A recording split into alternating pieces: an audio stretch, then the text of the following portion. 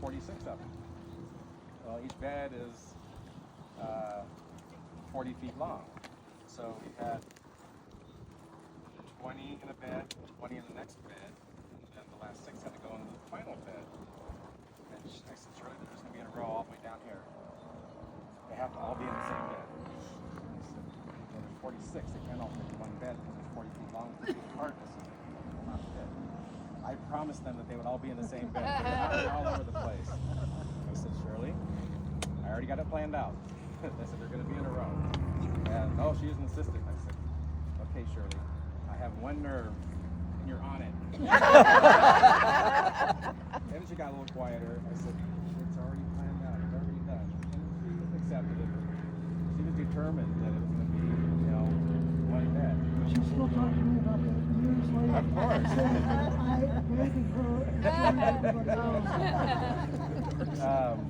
But during that planting, Riley and Shirley came 5 days in a row from Modesto to help get 729 irises planted, guest irises, seedlings. They were here every day. Shirley always brought food. She brought these really good blackberry drinks or sodas from Walmart, I think, and they're really good. And so she always thought about food whenever she went to something. It was a cake that she made. She brought something to drink, and so it was nice that she always brought things. Yes.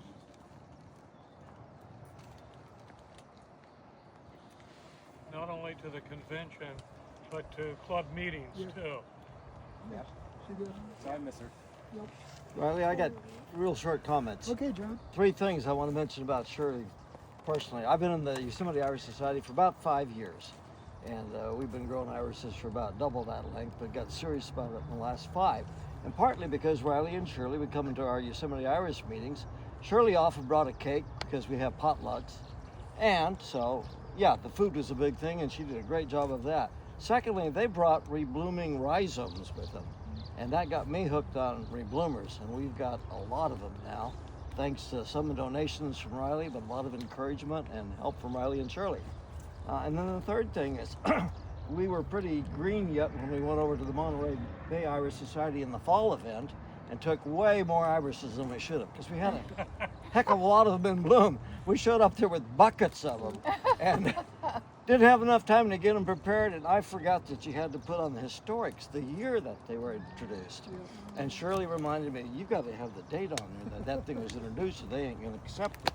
So she was real instrumental in getting us into the rebloomers and into the historics, and really encouraged us to be a judge too. Yeah, and we're on the, what do you call it when you're just about to become a judge, an apprentice judge?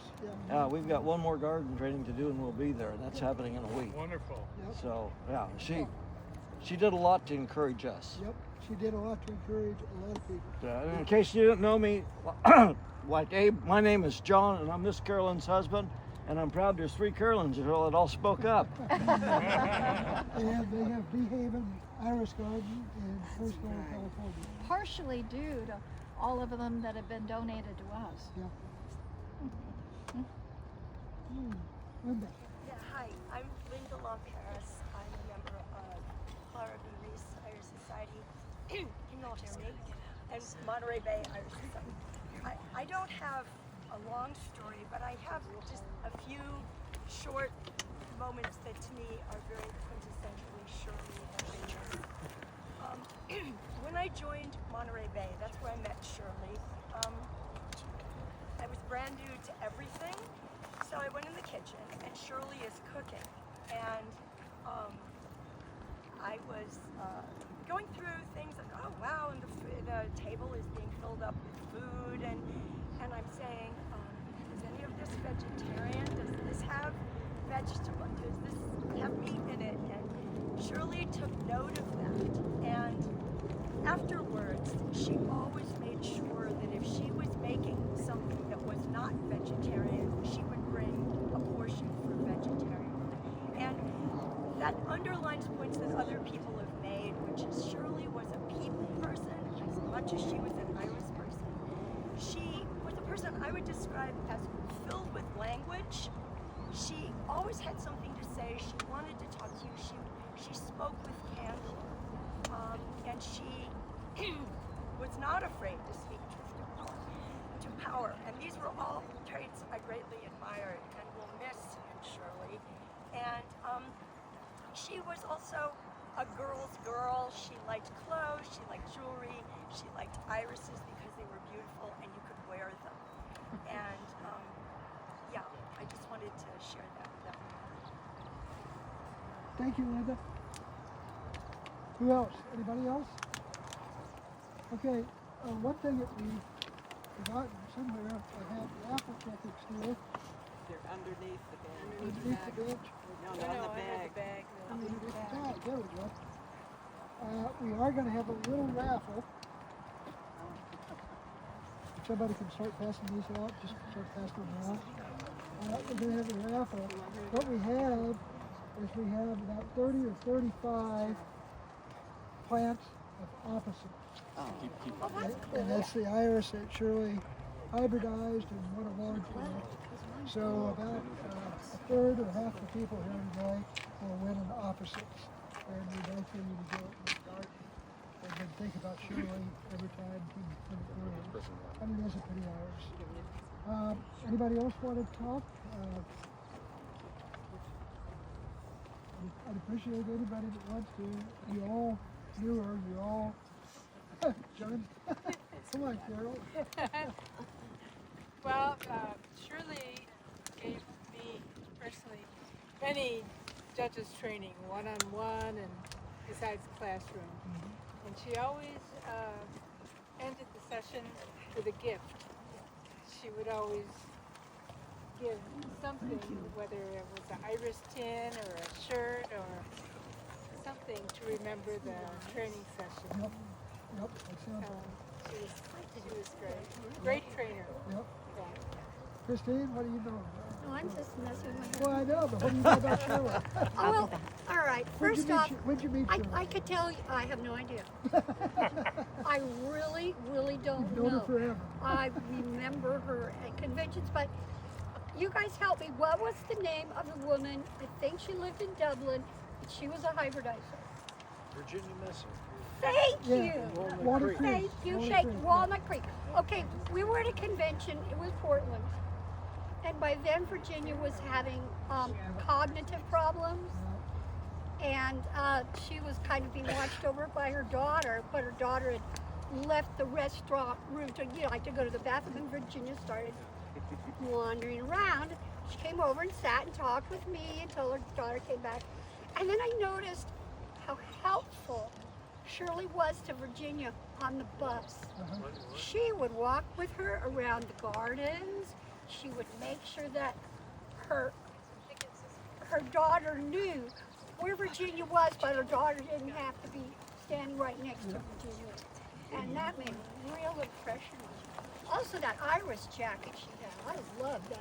That was nice. I'd like to add one thing to what Christine just said. I don't know if it was that year or a previous year. Virginia Essex went to like 50 AIS conventions in a row.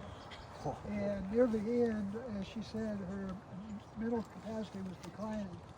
And her husband, Bill, called Shirley and me about a month before one of the conventions.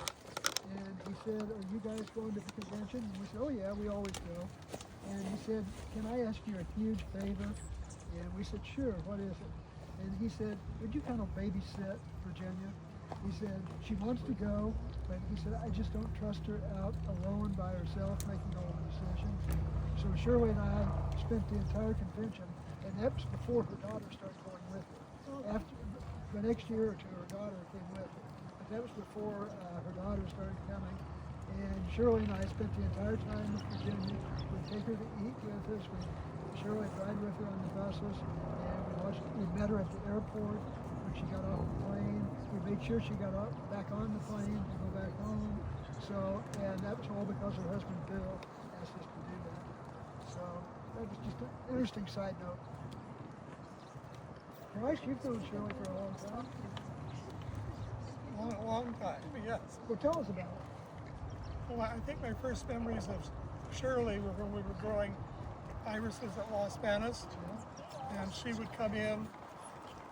I'd be teaching during the day, get in the car, come over, and have to check the field, and Shirley would be running through acres of iris looking at everything. But I think the thing I remember most about Shirley was the love of the animals. And that's the thing that sticks most with me. The dogs and the cats. Well, she never met a four-legged animal she didn't like. Yep. Remember Riley when she snuck a chihuahua into the big hotel? Yeah. And where was that, in Iowa? To the national convention. I said, Shirley, you can't have a little dog in here. She goes, don't tell anybody. And she'd put a sweater over it and carry it all around. Yeah, we did that several times. Hotels and restaurants. Yeah, that little dog went everywhere. Well, again, thank you all very much for coming today. We still have two things left. We're going to do the raffle, and everybody gets a ticket. And then there's cakes, memorial cakes for Shirley up here. I'd like you all to have a piece of cake. And we also have soda and berries up here, so everybody can have a little snack before you leave. I thank you all for coming. I know a lot of you came many miles to get here. Abe, I think maybe you came the farthest. Would you come about 300 miles? That means I win? So, again, thank you all for coming. If anybody else has anything else to say, now's the time. I'll just say one other thing.